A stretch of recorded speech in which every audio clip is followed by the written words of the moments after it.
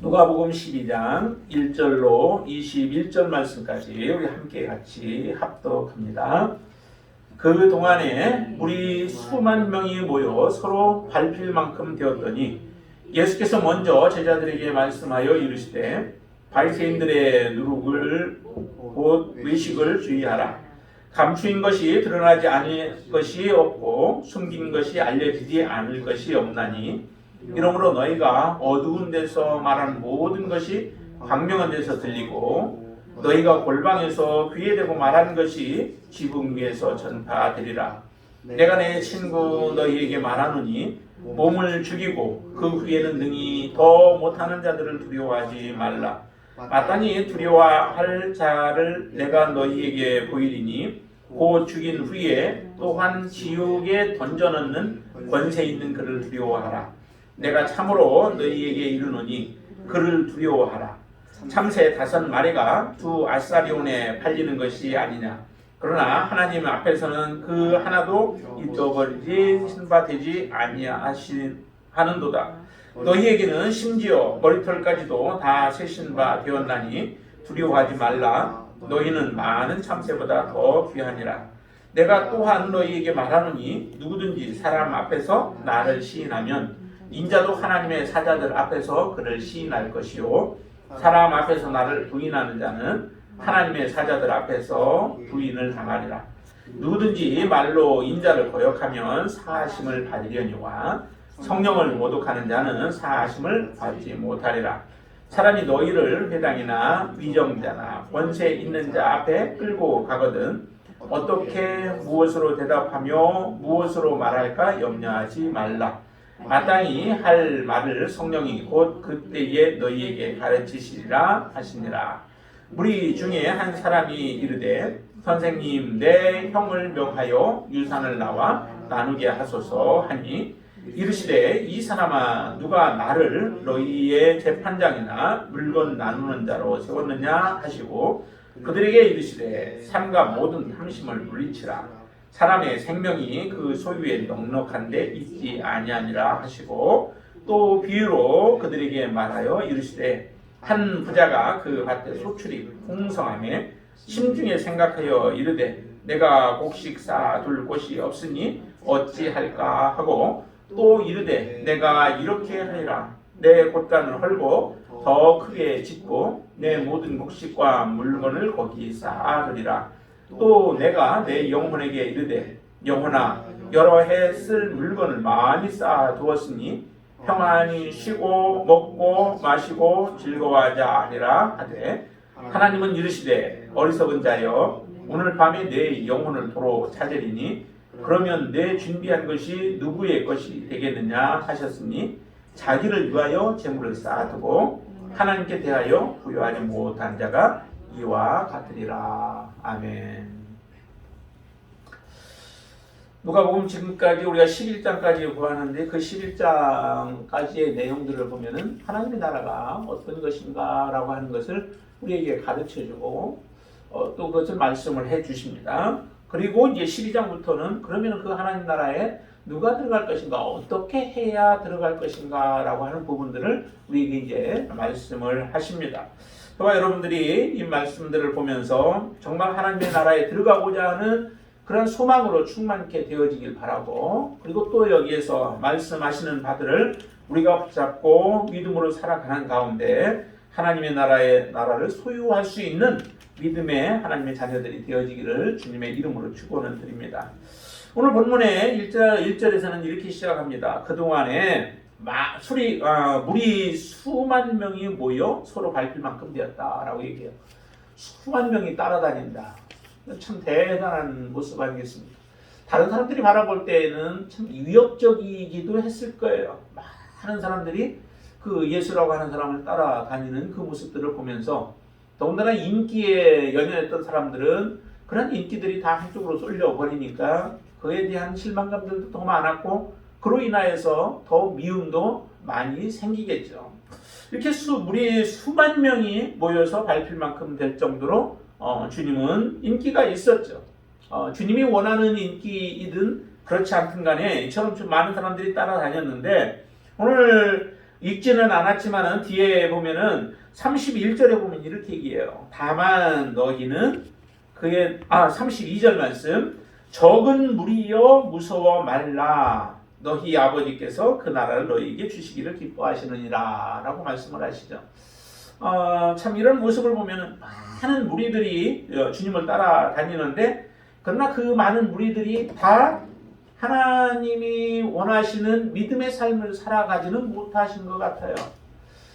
그렇죠. 믿음을 시작했던 사람들이 세상에도 참 많잖아요. 많은 교회에 코로나 이전에 믿음 생활했던 사람들 가운데 코로나 이후에 또 많이 떨어져 나간 사람들도 있기도 하고요. 또 처음에 믿음 시작했다가 과정 속에 어려운 일들이 있어서 그로 인하여 믿음을 포기한 사람들도 많이 있고, 그렇기 때문에 처음에 믿음의 삶을 시작했다고 해서 마지막까지 온전한 믿음으로 하나님을 섬기는 사람들이 다 된다라고 하는 그런 보장은 없는 거죠. 많은 사람들이 따라다니지만 정말 중요한 것은 뭐냐면 적은 무리 가운데 우리가 들어가는 거예요. 예수님을 따라다니는 모든 사람들이 다 예수님의 능력을 체험한 것은 아니죠. 예수님이 기적을 행하는 모습을 사실은 보기는 했지만 그 주인공이 되어지는 경우는 그리 많지는 않았습니다. 그렇죠? 구약에서도 보면 특별히 이렇게 얘기할 때 나아만 장군과 같은 그 문둥병자에 대해서 얘기할 때도 이스라엘에도 많은 문둥병자들이 있지 않았느냐? 그러나 특별히 그 아람 군대 장관이었던 나아만만 그 당시에 치유함을 받았다라고 하는 그런 말씀을 하세요. 그러니까 모든 사람들이 치유의 대상이 되어지는 건 아니죠. 하나님의 은혜를 다 입는 것은 아니다라고 하는 겁니다. 우리가 처음 믿음을 시작했다면 이제 우리의 믿음은 마지막까지 하나님이 인정하는 믿음, 하나님이 기뻐하시는 믿음으로 우리가 살아가는 것, 그렇게 예수 그리스도를 붙잡고 믿음으로 살아가는 것이 참 중요한 부분이죠. 그러면 어떻게 우리가 그 적은 무리 가운데 들어갈 수 있을까? 다시 말하면 우리가 어떻게 하면 하나님의 나라에 온전하게 들어갈 수 있을까라고 하는 것을 우리는 항시 생각하면서 살아야 되죠. 예수 믿었으니까, 내가 믿는다고 고백했으니까 거기에서 끝나는 것이 아니라 그것은 이제 시작에 불과한 거죠. 내가 예수 그리스도를 믿기로 고백했고 예수님이 나의 주인심을 고백했다면 이제 우리는 믿음의 발걸음을 떼어놓은 거예요. 그 발걸음이 실족하지 않도록 계속해서 믿음의 발걸음을 주께로 향하여 달려가는 그 믿음이 중요한 것입니다. 자, 그렇게 하기 위해서 우리에게 해야 할 부분을 오늘 몇 가지, 오늘 본문 안에서 몇 가지의 내용들을 한번 보고자 합니다. 자, 1절에 그 후반절에 보면 이렇게 얘기하죠. 바리새인들의 누룩꽃 외식을 주의하라 라고 얘기를 합니다. 우리가 정말 하나님의 나라에 온전히 들어가기 위해서는 우리를 미혹하고 유혹하는 것들에 우리가 끌려가서는 안 되죠. 잘못된 가르침과 교훈에 우리가 끌려가게 되어지면 결과적으로 우리의 영혼을 멸망케 되어집니다. 그래서 이 바리새인들의 누룩을 주의하라라고 하는데 그 바리새인들의 누룩이 무엇인가? 곧 외식이다라고 오늘 본문에서 말씀하죠. 외식에 대한 부분은 앞에 11장에서 우리에게 많이 말씀을 해주셨죠. 외식하는 자들에 대한 책망, 주님께서 책망하시는 그 내용들을 보면은 우리가 정말 속과 겉이 온전한 모습으로 하나님을 섬기는 삶이 되어야 되죠. 속은 완전히 하나님을 섬기는 모습이 다 사라져 버렸는데 겉모습만 있는 것이 그게 형식주의의 모습이고 유대인들, 책망받은 유대인들의 삶의 모습이었던 거죠. 그런 것을 책망하듯이 이 바리새인들의 누룩, 그들이 외식하는 것을 우리는 조심하라는 거예요. 주의해야 돼요. 이 바리새인들이 거룩한 모습으로 보이기 때문에 그 외식에도 우리가 감염되어지거나 그걸 외식하는 자들이 되어질 가능성들이 참 많이 있습니다. 우리가 존경하는 사람을 따라가게 되어 있잖아요.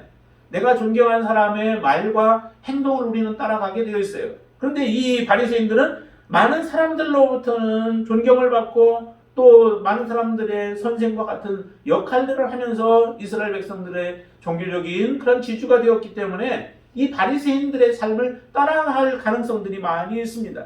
정말 그들이 속까지 온전하게 거룩한 모습을 하나님을 섬기는 모습이었다면 얼마나 좋은 표지판이 되겠어요. 이스라엘 백성들에게 정말 바른 길로 갈 수 있는 길이 되어지겠죠. 그러나 그들의 속과 겉이 완전히 다른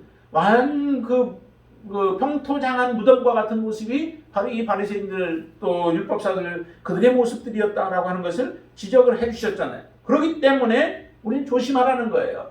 바리새인들의 그들의 외식된 모습을 보며 우리가 거기에 잘못된 길로 가지 않도록 조심해야 된다라고 하는 겁니다. 주님은 이렇게 얘기합니다. 왜 그 외식을 주의해야 되느냐? 그들이 지금 속을 가리고 겉만 나타내고 있는데 그 겉은 괜찮은 모습이지만 속은 지금 완전히 썩어 문드러지고 있다라고 하는 거죠. 이렇게 표현합니다. 2절에 보면 감추인 것들이 그래서 다 드러난다는 거예요. 아무리 속이려고 해도 사람은 속일지 모르죠. 사람은 그들이 속이는데 성공할지 모르지만 하나님은 속일 수 없다는 겁니다.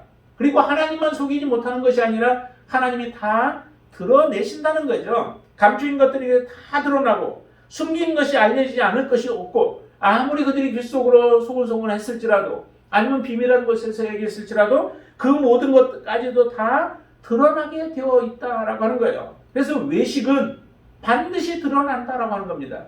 우리 안에 있는 외식이 저와 여러분들에게 혹시 그러한 외식들이 있다면 그 외식도 드러나게 되어 있다는 거예요.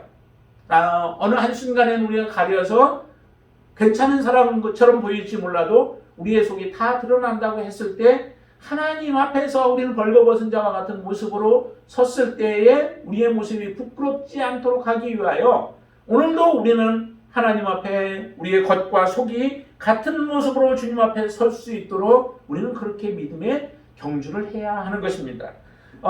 이처럼 그래서 이제 여기에 감추인 것들에 대한 것, 숨긴 것들, 그리고 어두운 데서 말하는 다 이런 부분들을 이야기를 하죠. 정말 우리가 두려워해야 할 분이 누구냐면 우리는 하나님을 두려워해야 되죠. 하나님을 두려워하지 아니하는 것 때문에 사실 우리의 신앙이 있어서 왜곡되어지는 부분들이 많죠. 내가 정말 하나님을 두려워하고 하나님을 경외하고 하나님을 정말 사랑한다면은 우리의 삶이 이렇게 이중적으로 분리되어질 수 없는 거죠. 우리 같아야 돼요. 하나님 앞에서 나 자신을 바라보면서 하나님이 보시는 내가 잘못된 부분들이 있다면은 그것은 하나님 앞에 회개하고 또 고백하고 그리고 바른 길로 다시 나아가야 하는 거죠. 이렇게 하면서 우리가 성숙한 모습으로 나아가는 겁니다. 근데 하나님에 대한 두려움이 없으면 그리고 사람들을 두려워하기 때문에 우리가 외식을 하는 거죠. 사람들에게 잘 보이기 위해서. 근데 사람들을 두려워하지 않고 하나님을 두려워하게 되어지면 그 사람은 반드시 하나님 앞에서 하나님이 원하시는 삶을 우리가 살아가게 되어 있습니다. 그래서 여기에 말씀을 하시죠. 사람들이 아무리 우리를 두렵게 할지라도 그 사람들은 4절 한번 같이 읽어볼까요? 내가 내 친구 너희에게 말하노니 몸을 죽이고 그 후에는 능히 더 못하는 자들은 두려워하지 말라라고 말씀하죠. 사람이 할 수 있는 건 거기까지예요. 사람이 권세 있고 또 능력이 있고 모든 것을 다 자기가 쥐고 있다 할지라도 이 세상에 할 수 있는 것은 한 사람의 그 목숨을 죽이면 거기서부터 거기가 끝나는 거예요. 더 이상 그 사람에게 대해서는 주관하지 못하죠. 그렇지만은 우리의 이 땅에서의 우리의 몸뿐만 아니라 죽은 이후에 우리의 영혼까지도 다 주관하시고 다스리시고 하시는 분은 오직 하나님밖에 없다는 거예요. 그러니 우리가 두려워해야 할 분이 누구일까요? 바로 우리는 하나님을 그래서 두려워해야 하는 겁니다. 우리의 영혼을 좌지우지하실 수 있는 분, 그분을 두려워하지 않고 세상에 눈에 보이는 사람들을 두려워한다라고 하는 것은 참 어리석은 우리의 판단이고 또 어리석은 생각들이죠. 그러기에 여기에 이렇게 얘기합니다. 5절 마땅히 두려워할 자를 내가 너희에게 보이리니 곧 죽인 후에 또한 지옥에 던져넣는 권세 있는 그를 두려워하라 라고 말씀합니다. 우리의 영혼을 지옥에도 넣는다라고 하는 거죠. 하나님을 두려워하며 믿음으로 살아간 사람에게는 하나님께서 약속하신 천국을 우리에게 허락해 주시겠지만 하나님을 두려워하지 않고 우리 이 땅의 사람들을 두려워하면서 이 세상에서 무언가 좀 더 우리가 잘 살아보려고 하는 사람들의 경우는 그 올무에 다 걸리게 되어 있습니다. 여러분들의 마음속에는 정말 이 권세 있는 하나님, 그분을 두려워할 수 있게 되기를 바랍니다. 하나님을 두려워하게 되어질 때 우리는 온전한 믿음으로 살아갈 수 있고 이 하나님을 두려워하는 것이 곧 우리가 천국에 들어갈 수 있는 비결 중에 하나예요. 예수 그리스도를 믿어 우리가 구원하는 건 맞죠. 그러나 그 예수 그리스도를 믿어서 우리가 온전한 믿음으로 살아가려면은 바로 이 하나님에 대한 온전한 두려움이 있을 때에 우리는 우리의 믿음을 지켜나가고 또 하나님이 우리를 그렇게 보호해 주실 줄로 믿습니다. 그래서 이 권세 있는 자를 두려워하라라고 합니다. 자, 하나님을 두려워하면은 우리의 삶 가운데 이제 더 이상 문제가 없을 거예요. 하나님을 두려워하는데도 우리의 삶에 여러 가지 어려움들이 있을 수 있죠. 자, 여기에는 이렇게 얘기합니다. 참새 5마리가 두 아사리온에 팔리는 것, 그것이 하나님 허락하심이 아니고는 이루어지지 않는다는 거죠. 하나님 다 그걸 기억하고 있는다는 거예요. 다 아신다는 거예요. 하나님이 참새 5마리가 두 아사리로 팔리고 또 우리의 머리털까지도 세신 바 되시는 하나님이시라고 한다면 우리가 어떤 상황에 처해져 있는가, 또 우리가 어떤 길을 걸어가고 있는가, 어떤 생각을 하고 있는가, 무엇을 하는가라고 하는 것도 다 하나님은 아시는 바 되시죠. 그 권세에 있는 분이, 우리의 모든 것을 주관하시고 다스릴 수 있는 분이 우리를 다 보고 계시고 알고 계신다라고 한다면 우리의 염려와 근심과 걱정들이 덜어질 수 있죠. 근데 우리는 보통은 많이 그 하나님이 이런 전지전능하신 하나님, 그 하나님에 대한 것을 잃어버려요. 우리가 착각해버리죠. 그러다 보니까 우리가 어떤 환경을 벗어나기 위해서 거짓말 하든지 또 잘못된 길을 선택하는 경우가 생기는데, 이처럼 참새 5마리가 두 아사리를 팔리는 것조차도 하나님의 주권에 속해 있다라고 하는 겁니다. 그리고 우리를 너무도 잘 아시는 거죠. 저와 여러분들을 하나님이 그렇게 잘 아시기 때문에 하나님 앞에 모든 것을 우리는 맡길 수 있다는 겁니다. 조금만 괜찮은 친구가 옆에만 있어도 우리는 어려움을 당할 때도 조금 든든하잖아요. 아이들에게는 부모가 있으면은 정말 그렇게 두려워할 일들이 별로 없잖아요. 담대해지고, 그리고 걱정, 근심, 걱정들을 안 하게 되죠.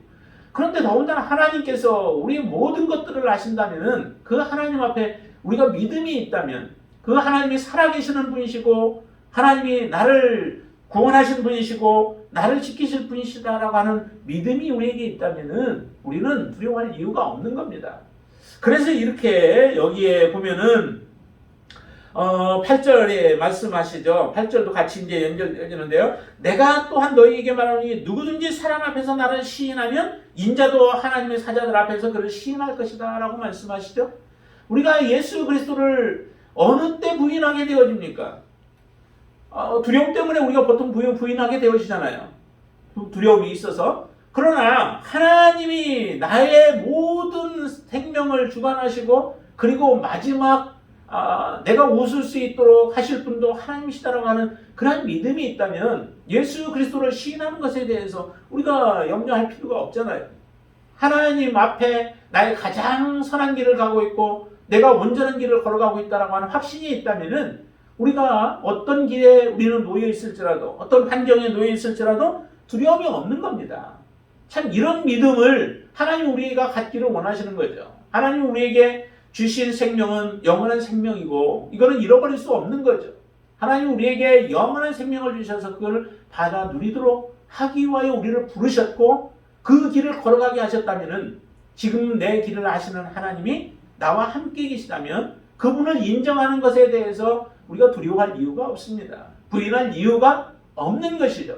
정말 예수 그리스도를 우리가 부인한다라고 하는 것은 하나님의 나라에 대한 소망도 없는 거고 예수 그리스도의 능력도 우리가 부인하는 자예요. 하나님의 능력을 부인하는 자이기 때문에 정말 그게 문제가 되어지는 거죠.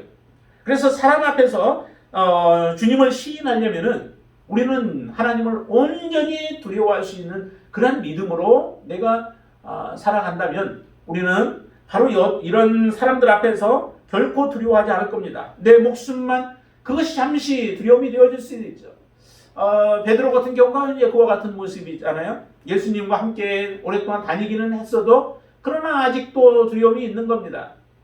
두려움이 있어서 예수 그리스도를 온전히 인정하지 못하고 그 두려움 앞에, 죽음의 두려움 앞에 그는 예수님을 세 번씩이나 부인하는 그런 결과를 가져오죠.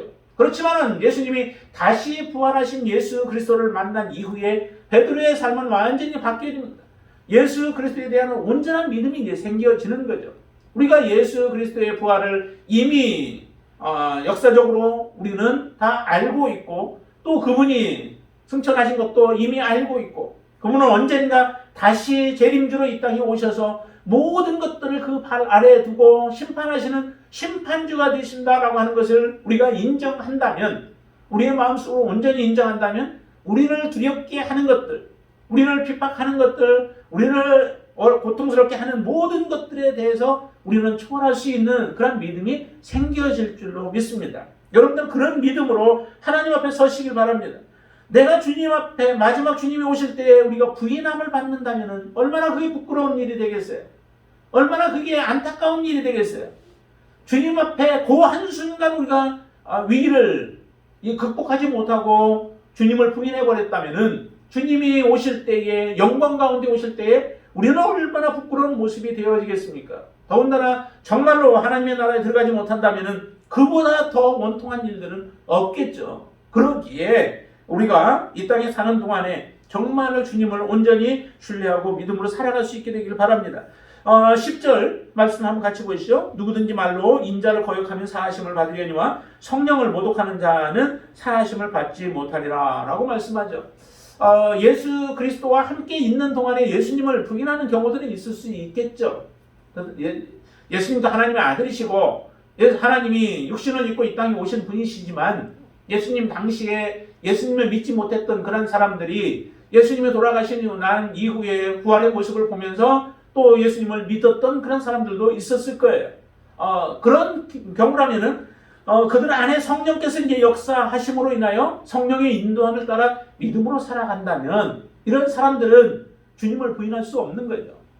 성령의 인도함을 온전히 우리가 인정하고 그 성령이 인도할 것에 대한 확신이 우리에게 있다면 성령께서 우리를 어떤 환경 속에서든 간에 우리를 보호하시고 또 우리가 하나님의 뜻 안에서 온전히 거할 수 있도록 우리를 그렇게 인도해 주실 것입니다. 그런 말씀이 바로 그 11절부터 12절까지 말씀이 같이 한번 읽어볼까요?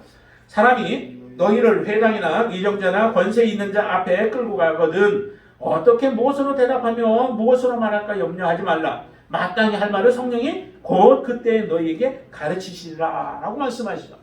성령이 우리 안에서 역사하신다면 우리가 두려워하지 말라는 거죠.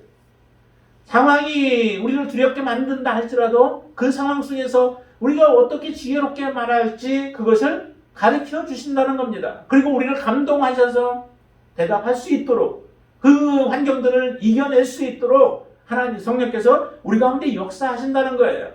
그러니 앞으로 많은 환란이 계시록에 보면은 환란이 임하게 되어지기도 하겠지만은 그러나 주님을 사랑하는 자들에게 있어서는 그것 문제가 되지 않는 것을 계시록 안에서도 말씀하죠. 14장에서 보면 그렇게 말씀하시죠. 정말 예수 그리스도를 따라가는 자들이 마지막까지 주님 따라가면서 주님이 어디로 인도하든지 따라가고 그들은 정결한 모습으로 주님을 섬기며 살아가게 되어지고 하는 그 모습들을 보여주는데 그게 바로 주님을 사랑하고 주님을 섬기며 신뢰하며 따라가는 사람들이에요.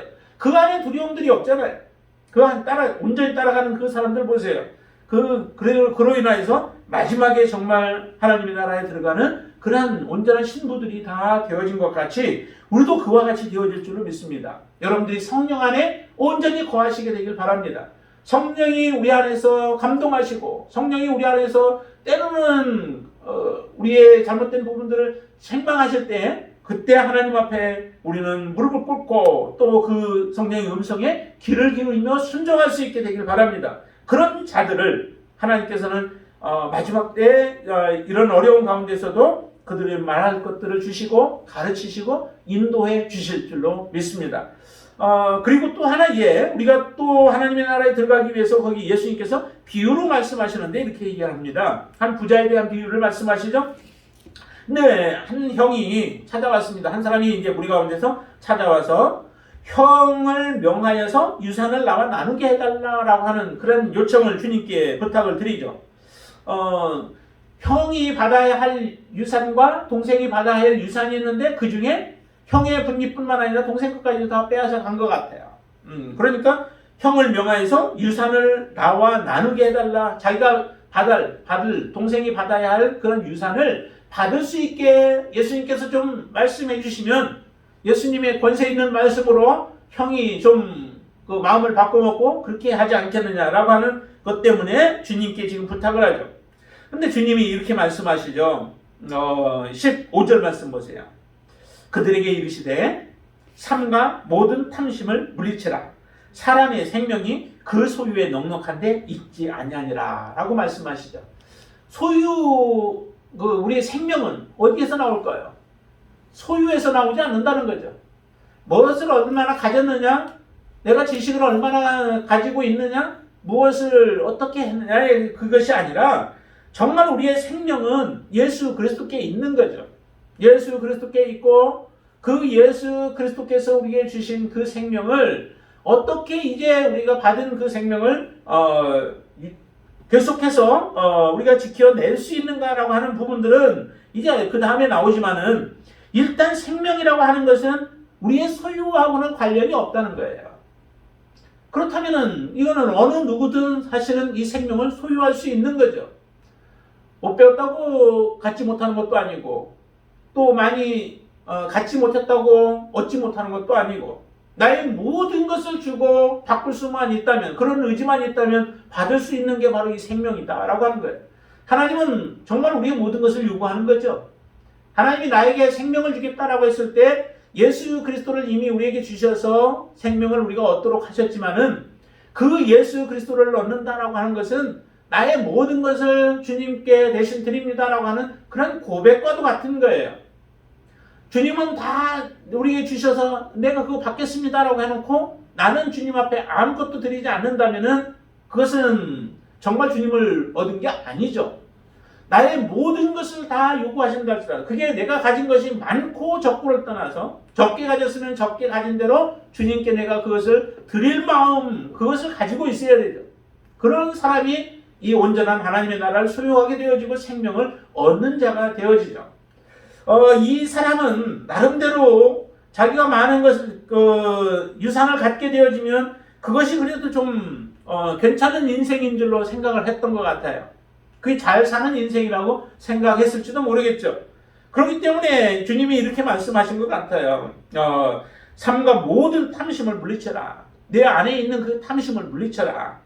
그래야 생명이 그 안에 들어갈 수 있게 되어지지 않겠느냐라고 하는 그런 반문이기도 한 거죠. 그런데 사실 이 동생이 요구하는 것이 그렇게 무리한 요구도 아니죠. 잘못된 요구도 아니죠. 사람이 볼 때는 정당한 요구예요. 마땅히 내게 와야 할 것을 내가 요구한 것이고 내가 받아야 할 것을 마땅히 받기를 원하는 마음이 바로 지금 동생이 요구하는 거죠. 형이 다 받아서는 안 되죠. 만약에 형과 동생 둘만 있다 하더라도 만약 그 분배를 해야 되죠. 형이 조금 더 갔더라도 동생에게 돌아가야 할 분깃을 줘야만 하는 겁니다. 그런데도 그것을 다 빼앗아간 형을 향해서 이 말씀을 하신다면은 우리가 볼 때 이해가 할 만하죠. 형이 정말 탐심을 했구나. 왜 동생 것까지 다 빼앗아가는가 라고 우리는 동의를 할 수 있는데 근데 여기에 동생을 두고서 그런 말씀을 하시는 거예요. 동생이 당연히 자기 거 받아야 할 것을 받기를 원하는데 그 말씀을 하시는 거죠. 참 이것을 보면은 예수님께서 불합리하게 말씀하시는 것처럼 이렇게 느껴지지만 이것을 통해서 우리가 깨달아야 할 것은 정말로 하나님 앞에 하나님 나라에 갈 수 있는 그 비결이 어디에 있는가? 그것은 우리 안에 탐심이 없어야 된다라고 하는 거죠. 저와 여러분들 안에 정말 무엇에 대한 우리가 탐심이 있습니까? 혹시라도 그런 탐심이 있다면 그것은 우리가 하나님 앞에 가는 데 있어서 우리의 방해꾼이 되어진다라고 하는 거죠. 여기에 예수님께서 그런 예화를 이렇게 말씀하시잖아요. 한 부자에 대한 얘기죠. 많은 소출이 있어요. 열심히 일을 했겠죠. 아니면 자기의 종들을 부려서 열심히 부려서 많은 소출을 얻게 되어지고 그리고 너무너무 소출이 많이 들어와서 소출을 얻어서 지금 있던 그 곳간에는 다 채울 수도 없을 만큼 좋은 풍성함을 얻었어요. 자, 이렇게 되면 우리는 참 모든 것이 형통하고 또 축복을 받았다라고 우리는 이렇게 얘기를 보통은 하지만 그러나 주님이 바라보시는 이 부자에 대한 평가는 다른 모습이죠. 이렇게까지 말할 수 있다면 얼마나 좋겠어요. 사람들이 그걸 원하잖아. 19절 한번 보세요. 또 내가 내 영혼에게 이르되 영혼에 여러 해쓸 물건을 많이 쌓아두었으니 평안히 쉬고 먹고 마시고 즐거워하자 하리라 하되, 이제 더 이상 걱정이 없어요. 걱정 근심이 없어요. 평생 먹고 지내도 될 만큼 됐는지는 몰라도 이 사람이 모든 걸 이제 즐길 만큼, 인생을 즐겨도 될 만큼 그동안 수고했고 그로 인해서 쌓아놓았습니다. 이제 걱정이 없는 상태인데, 그런데 문제는 한 가지가 준비가 되어지지 못한 것이죠. 하나님께 대하여 준비가 안 된 거. 21절 보세요. 자기를 위하여 재물을 쌓아두고 하나님께 대하여 부여하지 못한 자가 이와 같으리라 라고 하시는데, 20절 말씀 한 번 더 보시죠. 하나님은 이르시되 어리석은 자여, 오늘 밤에 내 영혼을 도로 찾으리니 그러면 내 준비한 것이 누구의 것이 되겠느냐라고 하는 거예요. 열심히 땀 흘려서 고생해서 쌓아놨는데, 쌓아놓는 데까지만 하고 그 다음에 하나님이 그걸 허락지 아니한다면은, 그 영혼을 취해버린다면은 쌓아놓은 것들은 누구의 것이 되겠느냐? 누가 누리겠느냐? 너의 쌓아놓은 것도 그것도 헛된 것 아니겠느냐라고 말씀하시는 거예요. 정말 그러면 헛된 인생이 되지 않냐면은 우리가 해야 할 게 뭔가요? 많은 것을 쌓아놓는 것이 중요한 게 아니라 내가 하나님을 위하여서 얼마나 쌓았는가, 하나님의 나라에 얼마나 내가 쌓았는가, 나의 마음이 하나님의 나라에 얼마나 가 있는가, 나와 우리의 가족들만이 어떤 생활을 즐기는 것이 아니죠. 자기를 위하여 재물을 쌓았다라고 하는데, 자기나 자기의 가족들, 내 손안에 굽는 사람들, 이 사람들만을 위한 것들이 아니라 정말 하나님이 원하시는 대로 내가 어떻게 살았는가라고 하는 것들이죠. 그래서 하나님께 부여하지 못한 자, 그런 사람들이 되어서는 안 된다라고 하는 거예요. 쌓은 것이 없을지라도 우리는 하나님의 나라에 들어갈 수 있는 자가 되어야 되죠. 내가 가진 것이 없어도 우리의 마지막은 하나님과 함께 살 소망을 가지고 우리는 살아가셔야 되죠. 이게 바로 축복받은 인생이에요. 축복받은 삶이고, 그 사람이 바로 영생 얻은 사람의 삶인 것이죠. 많은 것을 쌓아두었는데, 많은 것은 가졌는데 마지막에 우리가 하나님이 부르신다면 이 땅에서 얼마나 가기 싫을까요? 하나님의 나라도 가기 싫을까요? 몰라도. 이 땅이 없어야 사실은 우리가 하나님의 나라에 가는데 더 더 쉽지 않겠어요? 더 마음도 좀 편하고, 뭐 애착을 가질 이유도 없고. 정말 하나님의 나라에 여러분들은 얼마나 쌓으시나요? 하나님에 대해서 얼마나 부요하시나요? 하나님을 얼마나 사랑하시나요? 하나님의 사랑이 여러분들 안에 얼마나 가득 차 계신가요? 하나님의 나라에 우리가 들어가려면 이처럼 정말로 사람들에게 보이기 위한 것이 아니라 하나님 앞에 내가 어떤 모습으로 보여지는가, 하나님이 나의 속속들이를 바라볼 때에 내 모습의 부끄러움과 더러움은 없는가 라고 하는 것들을 우리는 지켜봐야 되고, 내 안에 정말 하나님을 두려워하는가, 하나님의 심판을 두려워하고 하나님이 이 땅에 오실 때에 정말 기쁨으로 우리가 맞이할 수 있는 하나님을 사랑하는 마음이 내 안에 있는가라고 하는 것들을 우리는 보셔야 되죠. 하나님을 그렇게 사랑한다면은 우리가 어떤 상황이 있어도 우리가 두려워할 이유는 없습니다. 주님을 항상 인정하고 살아가겠죠. 주님을 교회 다니는 것에 대해서, 주님 믿는 것에 대해서, 주님을 우리가 인정하는 것에 대해서 정말 그것이 부끄럽다면은 우리는 주님 앞에 설 자가 아닙니다. 설 수 없을 것입니다. 우리는 오직 주님 기뻐하며, 그리고 이 땅에서의 우리가 성공의 삶이 아니라 하나님 앞에서의 성공의 삶을 향하여 하나님께 부여한 자, 탐심을 물리치고 오직 하나님이 말씀하신 대로 하나님을 사랑하고 이웃을 사랑하며 하나님의 말씀대로 순종하며 믿음으로 살아가는 그 삶을 선택할 수 있게 되길 바랍니다. 그로 인하여 하나님 앞에 인정받고, 또 사람들로부터 정말 우리가 존경을 받되 하나님 앞에 인정받는 자로서의 삶을 살아갈 수 있는 저와 여러분들의 삶이 되시기를 주님의 이름으로 축원을 드립니다. 기도하겠습니다. 주님 사랑합니다.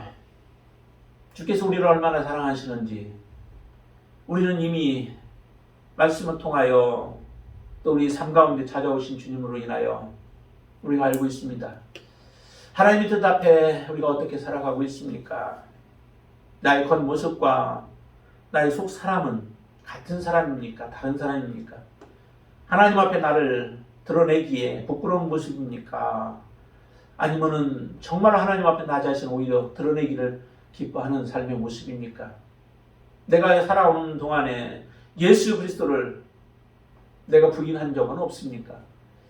아버지 하나님, 날마다 우리 자신을 바라보게 하여 주시옵소서. 이색의 자랑이나 육신의 안목이나 또 육신의 정욕으로 살아가는 어리석은 인생이 아니라 예수 그리스도로 기뻐하고 내 안에 계시는 성령님의 음성을 따라 순종하는 것을 우리는 참으로 소망하면서 살아가는 그런 삶이 되어지도록 역사하여 주시옵소서.